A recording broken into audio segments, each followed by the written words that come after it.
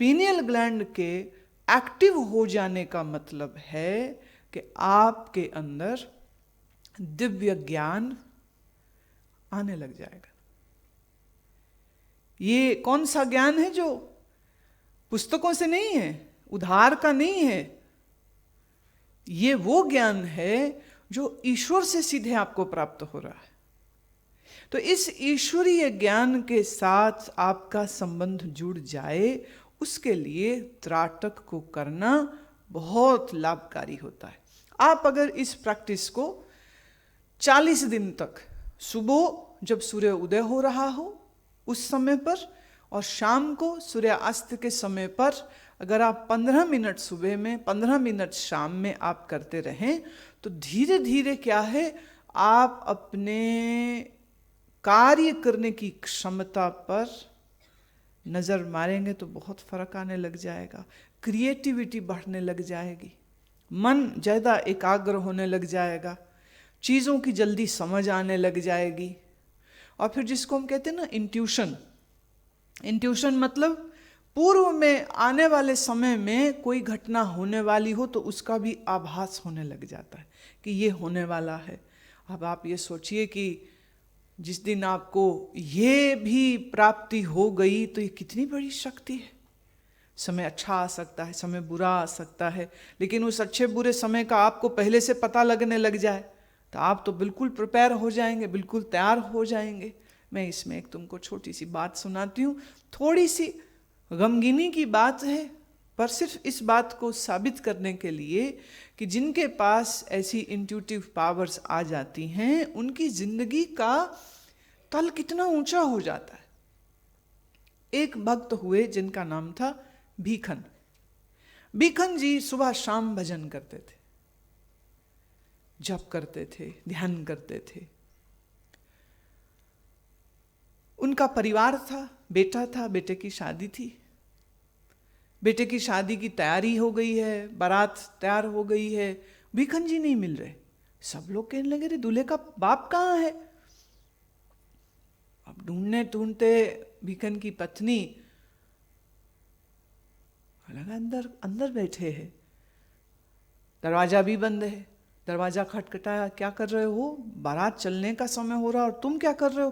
बोले बस मैं आया, बस 2 मिनट रुक। बोले दरवाजा बंद करके क्या कर रहे हो? बताया नहीं।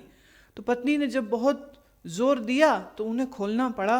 अंदर जो भी वो कुछ कर रहे थे वो पूरी तरह से अभी खत्म नहीं किए थे, पर पत्नी ने जब देखा कि वो कर क्या रहे थे तो उसके तो चीख निकल गई। बोले ये क्या कर रहे हो तुम? भीखन जी अंदर बैठे हुए कफन सी रहे थे। कफन जानते हो ना, मरे हुए इंसान पर जो सफ़ेद कपड़ा डाला जाता है, वो उसको बना रहे थे। पत्नी कहती पागल हो गए हो तुम? जिस घर में शादी, जिस घर में दूल्हा, जिस घर में नाच गाना बाजा बज रहा है, तू वहाँ बैठ करके ये बना रहा, तेरी अकल मारी गई है क्या? भीखन कहते नहीं, मैं तुम्हें बताना नहीं चाहता था, पर अब तू चूंकि आ गई है तो सुन, तेरा बेटा शादी करके घर वापस नहीं आएगा। कहती क्या मतलब? कहते हम लोग यहाँ से गांव से बाहर निकलेंगे और कुछ दूर जाने पर जिस घोड़ी पे वो बैठा है वो घोड़ी बिदक जाएगी, उसको पटक देगी, उसके सिर में चोट लगेगी, उसकी मौत हो जाएगी। और मैं इसीलिए चलने से पहले कफन बना रहा हूँ, क्योंकि जब ऐसा हुआ तो शादी वाले घर में कफन तो नहीं ना मिलेगा। और पूरा गांव चूंकि हमारे साथ जा रहा है तो सबने अपना काम, दुकानें बंद करके रखी हैं। इसलिए मैं, पत्नी तो जार जार रोने लग गई। कहती अगर आपको ये मालूम है कि आपका बेटा मर सकता है तो क्या आप उसकी मौत को रोक नहीं सकते हो? भीखन ने कहा बस यही मजबूरी है, हमें ये तो मालूम है कि क्या होने वाला है, लेकिन जो होने वाला है उसको कोई नहीं रोक सकता है, क्योंकि हर इंसान अपने हिस्से के दुख को भोगेगा, सुख को भोगेगा। जितना समय ईश्वर ने हमें दिया है हम उतना ही समय इस संसार में जिएंगे और मृत्यु तय है। ये किसने कहा कि सिर्फ बूढ़े लोग मर सकते हैं और जवान नहीं मर सकते हैं? मृत्यु तो कभी भी किसी को भी आ सकती है। तो भीखन जी की यह बात सुन करके पत्नी की तो हिम्मत ना हुई, वो तो रो रो के वहीं पर बेहोश सी होने लगी। पर भीखन जी बाहर निकले, क्योंकि समय से पहले उनको तो चीजें पता हैं, और चूंकि उनके अंदर इतनी ताकत है, इतना ज्ञान है, इतनी समझ है कि वो इन चीजों को बर्दाश्त कर सकते हैं, इसीलिए उनको ये सब पता है। बाहर आए और जैसे तैसे अपनी पत्नी को थोड़ा घूंघट उसका खिंचवा दिया, ताकि ये ना मालूम चले कि वो रो रही है या क्या हो रहा है, और जल्दी जल्दी में बारात को निकाला कि चलो चलो चलो चलो। और वही हुआ जो उन्होंने कुछ समय पहले अपनी पत्नी से। अभी नाच रहे हैं, बाराती सब गा रहे हैं, बैंड बाजा बज रहा है। इधर गांव से थोड़ा बाहर निकले, घोड़ी बिदक गई, डर गई, उछली, दूल्हा नीचे गिरा, घोड़ी का ही पांव उसके सिर में जोर से लगा, वहीं के उसका खोपड़ी फूट गई, खून निकल गया, वहीं मर गए। अब बाराती सब हैरान हैं कि ये क्या हो गया। अब बात छोटी नहीं है, तो उठा करके खून से लथपथ दूल्हे की लाश को वो वापिस ले आए। अब भीखन जी अंदर गए, कफन ले आए, बस डाल दिया। सब लोग बड़े हैरान, शादी वाले घर से कफन कैसे निकाल लिया। पर भीखन के भीतर ऐसी दिव्य शक्ति मौजूद थी। मैं आपको ये बात इसलिए नहीं बता रही हूं कि आप सुन के डर जाओ, मैं आपको ये बात इसलिए भी बता रही हूं, और खास करके भीखन की कथा मैंने सिर्फ इसीलिए चुनी है कि हमको ये बात याद रखनी चाहिए कि जन्म के साथ ही मौत भी जुड़ी है। अगर जन्म अच्छी बात है तो मरना बुरी बात कैसे हो सकती है। जैसे चित्त और पट एक ही सिक्के के दो पहलू, हेड एंड टेल, एक ही कॉइन के हिस्से। आप ये नहीं कह सकते हेड अच्छा है और टेल बुरा है। आप ये नहीं कह सकते टेल अच्छा है और हेड बुरा है। Tail and head both are part of the same coin, so we need to accept the coin in its totality, right? Similarly, birth and death are two faces of the one coin. So we should not be fearful of death ever. Death will come when it has to come, and death will definitely come. But when it will come, then we will greet the death with the smile, with the wisdom, but we will not be fearful of the death. Why? Death can strike to your prana. मौत क्या करेगी? प्राण हर लेगी, शरीर मार देगी। शरीर क्या है? शरीर तो बस एक लिबास है और कुछ भी नहीं। और ये शरीर जाता है अपने कर्मों के द्वारा धकेला हुआ जीव का फिर कहीं और जन्म हो जाता।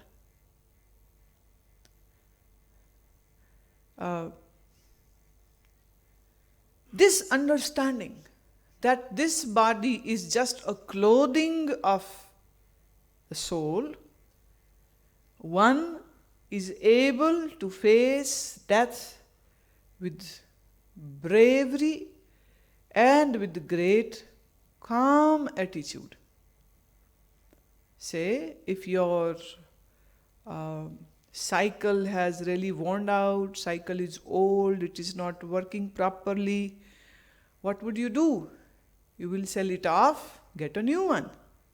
Similarly, when this body gets old, worn out, then this body is taken away by the nature and a new fresh body is given to us. So death is just an interchange. One body is going and a new body is being given. So whenever you get a new thing, do you cry or are you happy? You are happy when you get a new thing.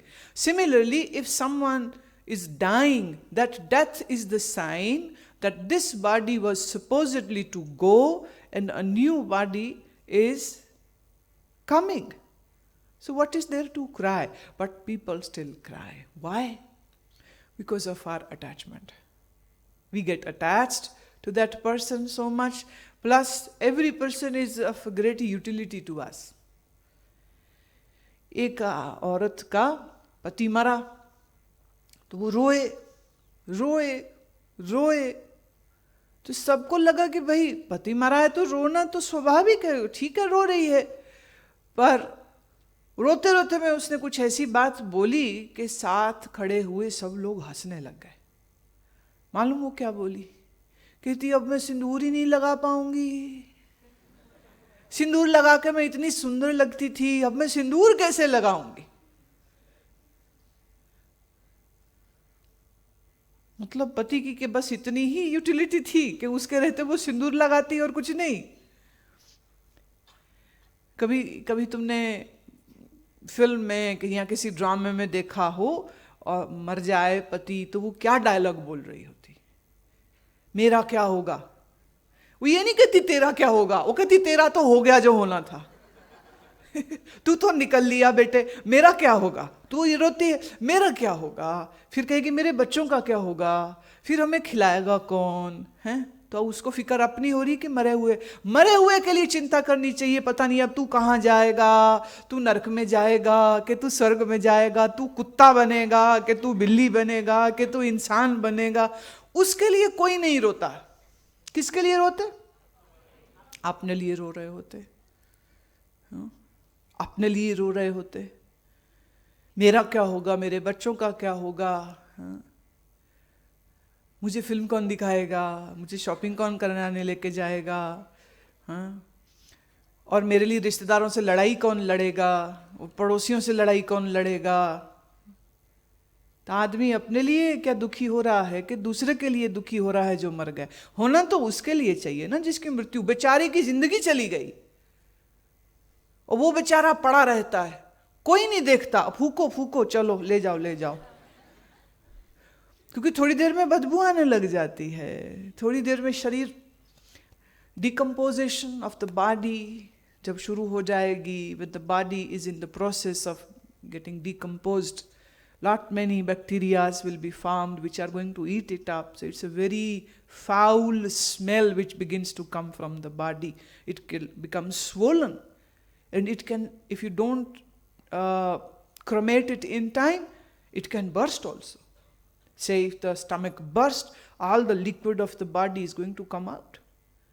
It's going to be a pathetic view to see a body which is swollen and has bursted. So इसके पहले शरीर सूज जाए, फूल जाए, फट जाए तो जल्दी से फिर उसको क्रिमेशन ग्राउंड में ले जा करके उसका अंतिम दाह संस्कार कर दिया जाता है।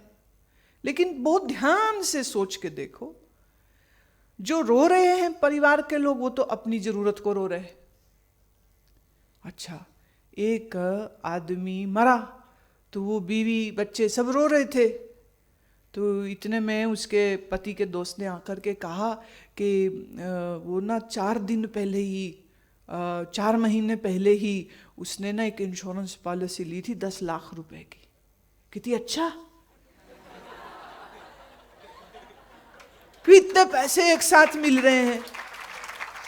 तो वो रो भी रही है और साथ में वो भी कह रही है अच्छा, तो वो जो पॉलिसी जिससे ली थी आप जानते हो ना, उससे बात कर लेना, जल्दी पैसे मिल जाएंगे तो अच्छा। अब बाकी सब प्रोग्राम तो चल रहा है, रिश्तेदार देख ही रहे हैं ना क्या करना क्या नहीं करना। अब उसको ये फिक्र हो रही है कि पैसे कितनी जल्दी मिल जाए। मैंने देखा है भाई, ये तमाशा बहुत बार देखा। एक जने, एक घर में मौत हुई और 4 बच्चे थे, लाश पड़ी हुई है और चारों बच्चे जो हैं वो इस बात पे आपस में लड़ रहे हैं कि पिताजी ने जो विल की है उसमें किसको क्या मिला है और किसको क्या नहीं मिला है। और ये भी केसेस हुए कि जहाँ पिताजी साइन किए बगैर विल मर गए और उन्होंने मरे हुए बाप का अंगूठा कागजों में लगाया और पूरे रिश्तेदारों के सामने लगाया कि अब देखो जी क्या कर सकते हैं, अगर हम ऐसा नहीं करेंगे तो सारा कुछ धन जो है वो तो सरकार के पास चला जाएगा। तो सब लोग सहमत दे रहे हैं, हाँ हाँ लगा लो, be practical. So they are all being practical. वो मरे हुए आदमी का अंगूठा लगा रहे हैं, 4 बंदों ने गवाही दे दी। क्या क्या तमाशे होते रहते। तो जो मर गया उसका क्या हुआ? जो मर गया उसका तो ये हुआ कि यहाँ शरीर गया, कर्म इतने सारे किए हैं अच्छे बुरे, कर्मों का फल तो भोगना है, उसका तो फिर कहीं ना कहीं जन्म हो जाएगा। लेकिन जिनके साथ हमारा मोह जुड़ जाता है, हम अटैच हो जाते हैं। और हमको ये भी तो पता नहीं ना, हमको ये भी तो अकल नहीं होती है, हमें ये भी तो समझ नहीं होती है कि हमारे असल माता पिता तो ईश्वर हैं। हम अपने संबंधों को इस तरह जीते हैं कि ये सोचते हैं कि यही सच्चे हैं, पर सच तो ये है कि ये सच्चे नहीं है। लेकिन इसका अर्थ यह भी नहीं है कि आप अपने संबंधों को अच्छे से निभाओ नहीं, बहुत अच्छे से निभाओ। अरे आप अगर किसी ड्रामा में आपको कोई पार्ट मिल जाए तो क्या आप अपने पार्ट को अच्छे से नहीं करोगे? अच्छे से करते हो। तो अब आपको इस समय रोल मिला है कि आप किसी की बेटी हैं, किसी की बहन हैं, किसी का भाई हैं, तो अपने उस रोल को अच्छे से अदा करो। आपके इस मानव जीवन के रोल में ये भी तो चीज़ है ना जो हम ऐड कर रहे हैं कि सुबह समय पर उठो, योगा करो, त्राटक करो, जप करो, क्योंकि ये सब तुम कर्म करते रहोगे तो आपकी जो अंदर की शक्ति है वो जागृत रहेगी, और जितनी ये आपकी अंदर की शक्ति जागृत रहेगी उतना आपका बौद्धिक, मानसिक, शारीरिक विकास अच्छा होगा।